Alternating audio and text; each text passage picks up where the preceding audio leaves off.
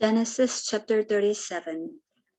Jacob lived in the land where his father had stayed, the land of Canaan. This is the account of Jacob's family line. Joseph, a young man of 17, was tending the flocks with his brothers, the sons of Bilhah and the sons of Zilpah, his father's wives, and he brought their father a bad report about them. Now Israel loved Joseph more than any of his other sons because he had been born to him in his old age, and he made an ornate robe for him. When his brothers saw that their father loved him more than any of them, they hated him and could not speak a kind word to him. Joseph had a dream, and when he told it to his brothers, they hated him all the more. He said to them, "Listen to this dream I had. We were binding sheaves of grain out in the field when suddenly my sheaf rose and stood upright, while your sheaves gathered around mine and bowed down to it." His brothers said to him, "Do you intend to reign over us? Will you actually rule us?" And they hated him all the more because of his dream and what he had said. Then he had another dream, and he told it to his brothers. "Listen," he said, "I had another dream, and this time the sun and moon and 11 stars were bowing down to me." When he told his father as well as his brothers, his father rebuked him and said, "What is this dream you had? Will your mother and I and your brothers actually come and bow down to the ground before you?" His brothers were jealous of him, but his father kept the matter in mind. Now his brothers had gone to graze their father's flocks near Shechem, and Israel said to Joseph, "As you know, your brothers are grazing the flocks near Shechem. Come, I'm going to send you to them." "Very well," he replied. So he said to him, "Go and see if all is well with your brothers and with the flocks, and bring word back to me." Then he sent him off from the valley of Hebron. When Joseph arrived at Shechem, a man found him wandering around in the fields and asked him, "What are you looking for?" He replied, "I'm looking for my brothers. Can you tell me where they are grazing their flocks?" "They have moved on from here," the man answered. "I heard them say, 'Let's go to Dodan.'" So Joseph went after his brothers and found them near Dodan.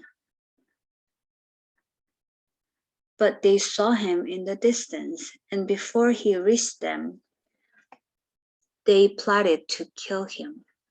"Here comes that dreamer," they said to each other. "Come now, let's kill him and throw him into one of these cisterns and say that a ferocious animal devoured him. Then we'll see what comes of his dreams." When Reuben heard this, he tried to rescue him from their hands. "Let's not take his life," he said. "Don't shed any blood. Throw him into this cistern here in the wilderness, but don't lay a hand on him." Reuben said this to rescue him from them and take him back to his father.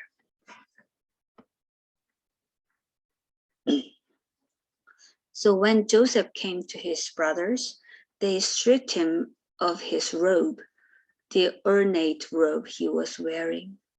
And they took him and threw him into the cistern. The cistern was empty. There was no water in it. As they sat down to eat their meal, they looked up and saw a caravan of Ishmaelites coming from Gilead. Their camels were loaded with spices, balm, and myrrh, and they were on their way to take them down to Egypt.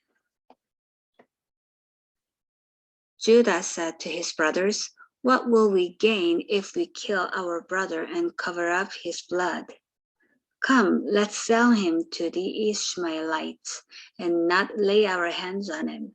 After all, he is our brother, our own flesh and blood." His brothers agreed. So when the Midianite merchants came by, his brothers pulled Joseph up out of the cistern and sold him for 20 shekels of silver to the Ishmaelites, who took him to Egypt. When Reuben returned to the cistern and saw that Joseph was not there, he tore his clothes. He went back to his brothers and said, "The boy isn't there. Where can I turn now?" Then they got Joseph's robe, slaughtered a goat, and dipped the robe in the blood. They took the ornate robe back to their father and said, "We found this. Examine it to see whether it is your son's robe." He recognized it and said, "It is my son's robe. Some ferocious animal has devoured him. Joseph has surely been torn to pieces." Then Jacob tore his clothes, put on sackcloth, and mourned for his son many days. All his sons and daughters came to comfort him, but he refused to be comforted. "No," he said, "I will continue to mourn until I join my son in the grave." So his father wept for him. Meanwhile, the Midianites sold Joseph in Egypt to Potiphar, one of Pharaoh's officials, the captain of the guard. Genesis chapter 38. At that time, Judah left his brothers and went down to stay with a man of Adullam named Hira. There, Judah met the daughter of a Canaanite man named Shua. He married her and made love to her. She became pregnant and gave birth to a son who was named Er. She conceived again and gave birth to a son and named him Onan. She gave birth to still another son and named him Shelah. It was at Kezib that she gave birth to him. Judah got a wife for Er, for his firstborn, and her name was Tamar. But Er, Judah's first son, was wicked in the Lord's sight, so the Lord put him to death. Then Judah said to Onan, "Sleep with your brother's wife and fulfill your duty to her as a brother-in-law to raise up offspring for your brother." But Onan knew that the child would not be his. So whenever he slept with his brother's wife, he spilled his semen on the ground to keep from providing offspring for his brother. What he did was wicked in the Lord's sight, so the Lord put him to death also. Judah then said to his daughter-in-law Tamar, live as a widow in your father's household until my son Shelah grows up, for he thought he may die too, just like his brothers. So Tamar went to live in her father's household. After a long time, Judah's wife, the daughter of Shua, died. When Judah had recovered from his grief, he went up to Timnah to the men who were shearing his sheep, and his friend Hira, the Adullamite, went with him. When Tamar was told, "Your father-in-law is on his way to Timnah to shear his sheep," she took off her widow's clothes, covered herself with a veil to disguise herself, and then sat down at the entrance to Enaim, which is on the road to Timnah, for she saw that though Shelah had now grown up, she had not been given to him as his wife. When Judah saw her, he thought she was a prostitute, for she had covered her face. Not realizing that she was his daughter-in-law, he went over to her by the roadside and said, "Come now, let me sleep with you. And what will you give me to sleep with you?" she asked. "I'll send you a young goat from my flock," he said. "Will you give me something as a pledge until you send it?" she asked. He said, "What pledge should I give you?" Your shield is your seal and its cord, and the staff in your hand," she answered. So he gave them to her and slept with her, and she became pregnant by him. After she left, she took off her veil and put on her widow's clothes again. Meanwhile, Judah sent a young goat by his friend, the Adullamite, in order to get his pledge back from the woman, but he did not find her. He asked the man who lived there, "Where is the shrine prostitute who was beside the road at Enaim?" "There hasn't been any shrine prostitute here," they said. So he went back to Judah and said, "I didn't find her. Besides, the man who lived there said, there hasn't been any shrine prostitute here." Then Judah said, "Let her keep what she has, or will become a laughingstock. After all, I did send her this young goat, but you didn't find her." About 3 months later, Judah was told, "Your daughter-in-law Tamar is guilty of prostitution, and as a result, she is now pregnant." Judah said, "Bring her out and have her burned to death." As she was being brought out, she sent a message to her father-in-law. "I am pregnant by the man who owns these," she said. And she added, "See if you recognize whose seal and cord and staff these are." Judah recognized them and said, "She is more righteous than I, since I wouldn't give her to my son Shelah." And he did not sleep with her again. When the time came for her to give birth, there were twin boys in her womb. As she was giving birth, one of them put out his hand.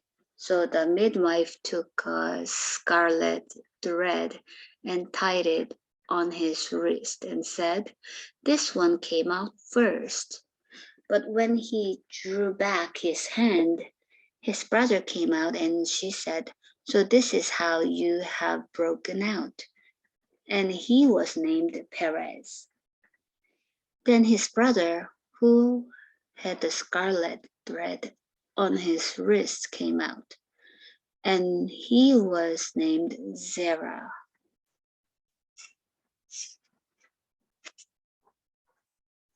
Genesis chapter 39. Now Joseph had been taken down to Egypt.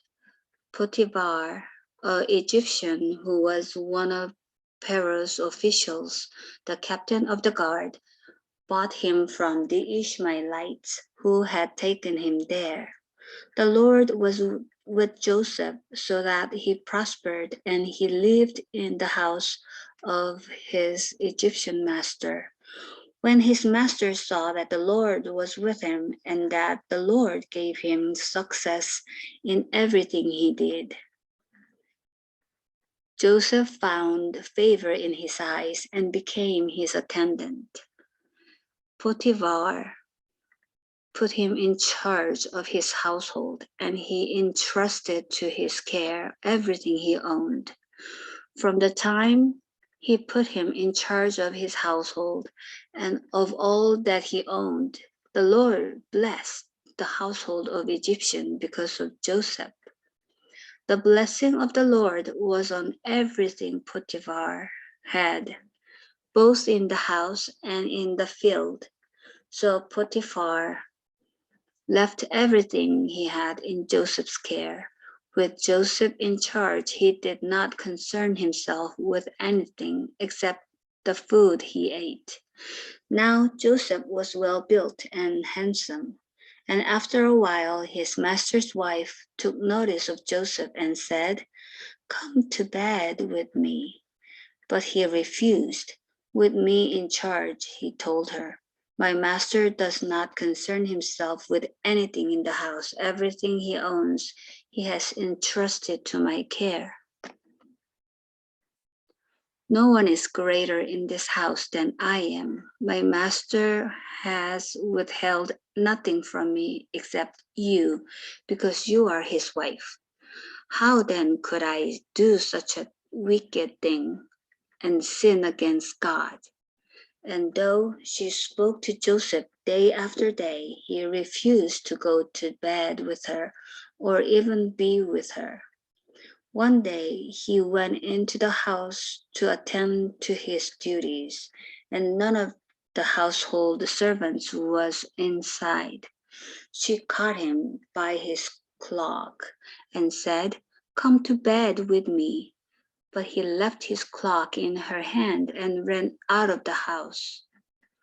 When she saw that he had left his cloak in her hand and had run out of the house, she called her household servants. "Look," she said to them, "this Hebrew has been brought to us to make sport of us.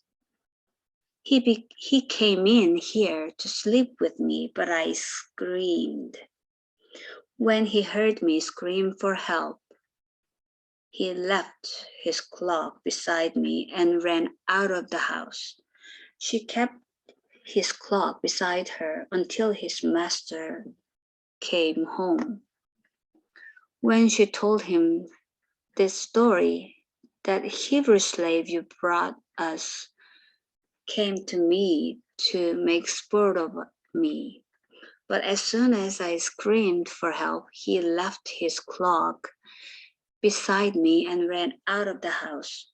When his master heard the story, his wife told him, saying, "This is how your slave treated me." He burned with anger. Joseph's master took him and put him in prison, the place where the king's prisoners were confined.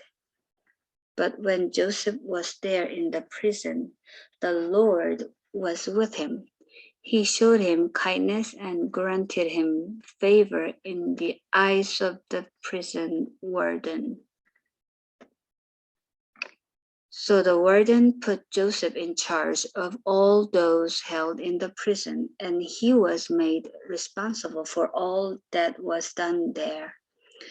The warden paid no attention to anything under Joseph's care because the Lord was with Joseph and gave him success in whatever he did.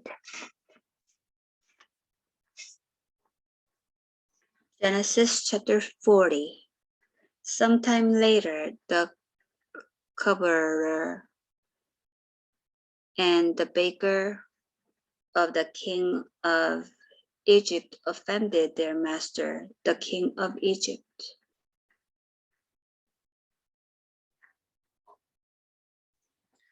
Pharaoh was angry with his two officials, the chief cupbearer and the chief baker, and put them in custody in the house of the captain of the guard, in the same prison where Joseph was confined. The captain of the guard assigned them to Joseph, and he attended them. After they had been in custody for some time, each of the two men, the cupbearer and the baker of the king of Egypt, who were being held in prison, had a dream the same night, and each dream had a meaning of its own. When Joseph came to them the next morning, he saw that they were dejected. So he asked Pharaoh's officials who were in custody with him in his master's house, "Why do you look so sad today?" "We both had dreams," they answered, "but there is no one to interpret them." Then Joseph said to them, Do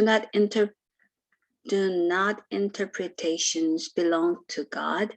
Tell me your dreams." So the chief cupbearer told Joseph his dream. He said to him, "In my dream, I saw a vine in front of me, and on the vine were 3 branches. As soon as it budded, it blossomed, and its clusters ripened into grapes. Pharaoh's cup was in my hand, and I took the grapes, squeezed them into Pharaoh's cup, and put the cup in his hand." "This is what it means," Joseph said to him. "The 3 branches are 3 days. Within 3 days, Pharaoh will lift up your head and restore you to your position, and you will put Pharaoh's cup in his hand, just as you used to do when you were his cupbearer. But when all goes well with you, remember me and show me kindness. Mention me to Pharaoh and get me out of this prison. I was forcibly carried off from the land of the Hebrews, and even here I have done nothing to deserve being put in a dungeon." When the chief baker saw that Joseph had given a favorable interpretation, he said to Joseph, "I too had a dream. On my head were 3 baskets of bread. In the top basket were all kinds of baked goods for Pharaoh, but the birds were eating them out of the basket on my head." "This is what it means," Joseph said. "The 3 baskets are 3 days. Within 3 days, Pharaoh will lift off your head and impale your body on a pole, and the birds will eat away your flesh." Now the 3rd day was Pharaoh's birthday, and he gave a feast for all his officials. He lifted up the heads of the chief cupbearer and chief baker in the presence of his officials. He restored the chief cupbearer to his position so that he once again put the cup into Pharaoh's hand. But he impaled the chief baker, just as Joseph had said to them in his interpretation. The chief cupbearer, however, did not remember Joseph. He forgot him. Genesis chapter 41. When 2 full years had passed, Pharaoh had a dream. He was standing by the Nile when out of the river there came up 7 cows, sleek and fat, and they grazed among the reeds. After them, 7 other cows, ugly and gaunt, came up out of the Nile and stood beside those on the riverbank.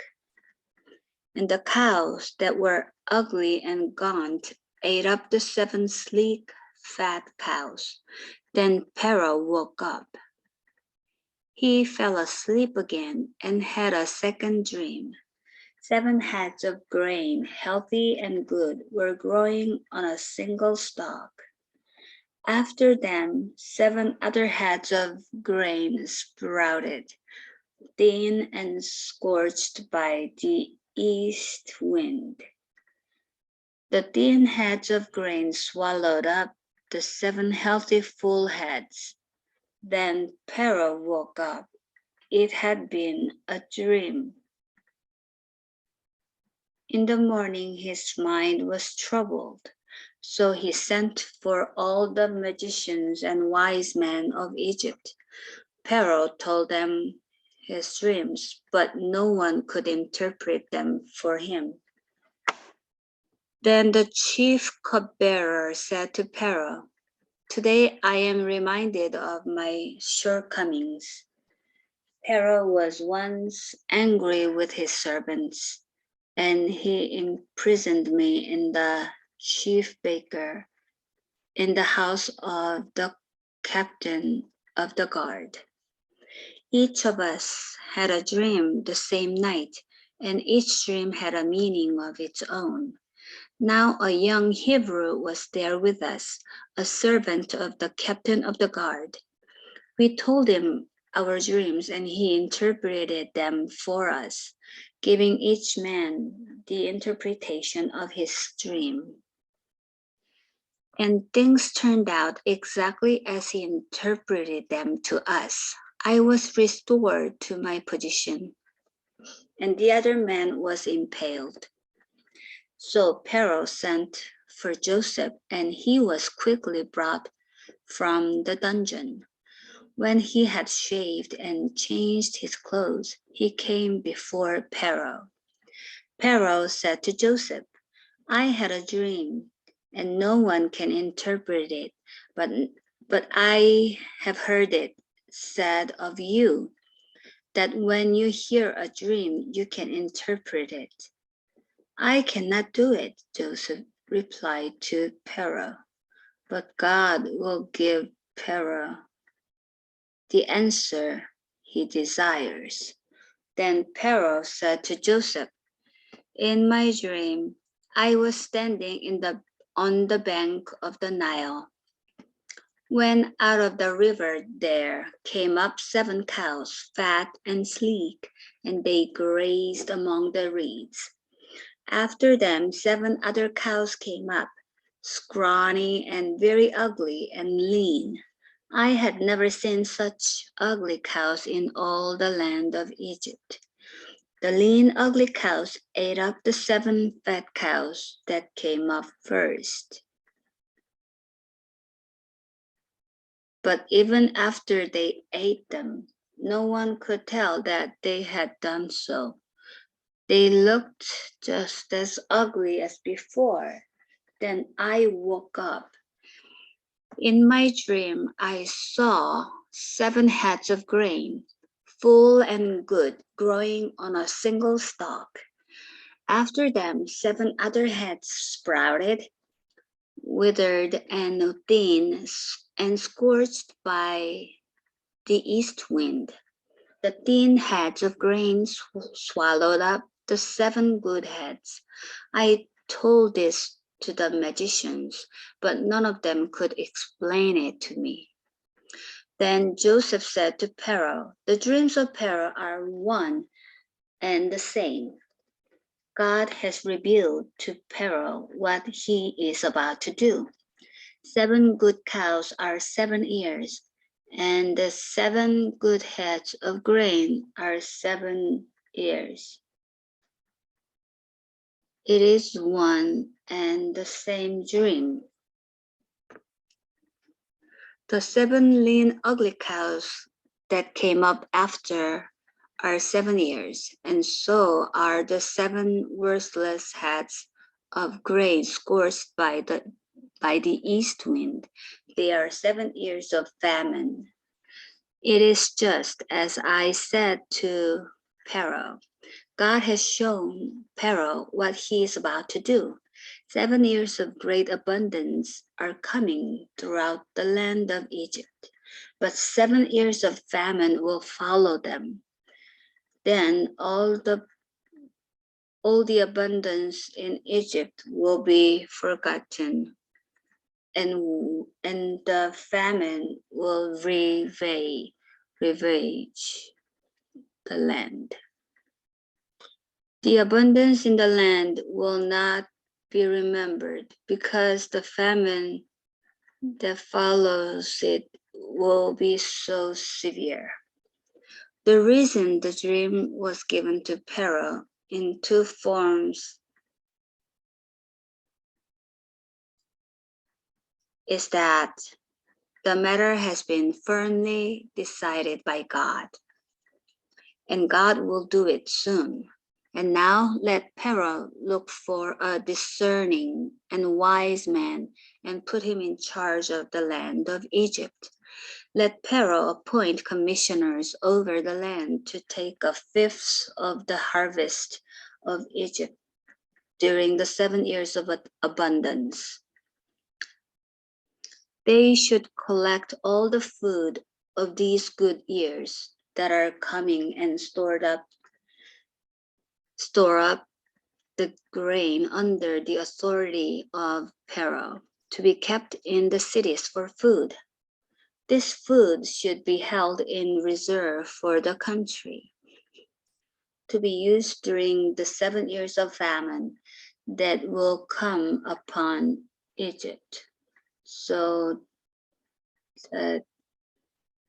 the country may not be ruined by famine. The plan seemed good to Pharaoh and to all his officials. So Pharaoh asked them, "Can we find anyone like this man, one in whom is the Spirit of God?" Then Pharaoh said to Joseph, "Since God has made all this known to you, there is no one so discerning and wise as you. You shall be in charge of my palace, and all my people are to submit to your orders. Only with respect to the throne will I be greater than you."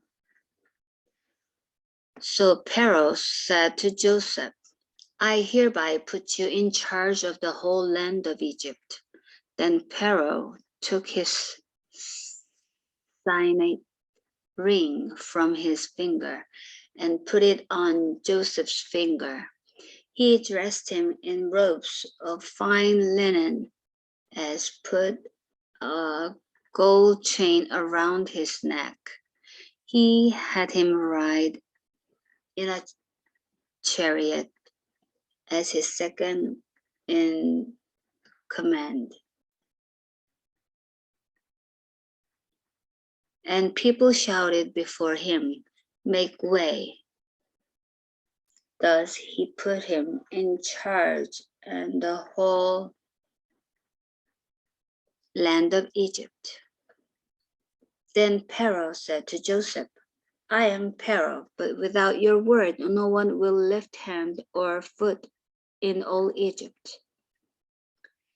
Pharaoh gave Joseph the name Zaphenath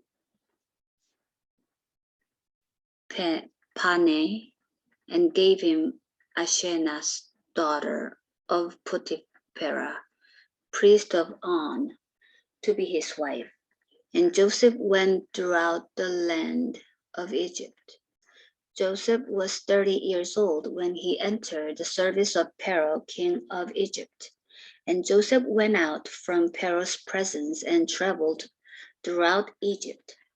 During the 7 years of abundance, the land produced plentifully. Joseph collected all the food produced in those 7 years of abundance in Egypt and stored it in the city. In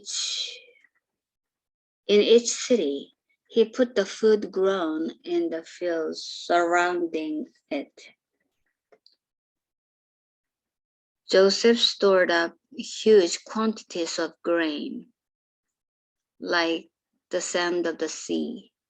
It was so much that he stopped keeping records because it was beyond measure. Before the years of famine came, 2 sons were born to Joseph by Asenath, daughter of Potipharah, priest of On. Joseph named his firstborn Manasseh and said, "This is God. This is because God has made me forget all my trouble and all my father's household." The second son he named Ephraim and said, "It is because God has made me fruitful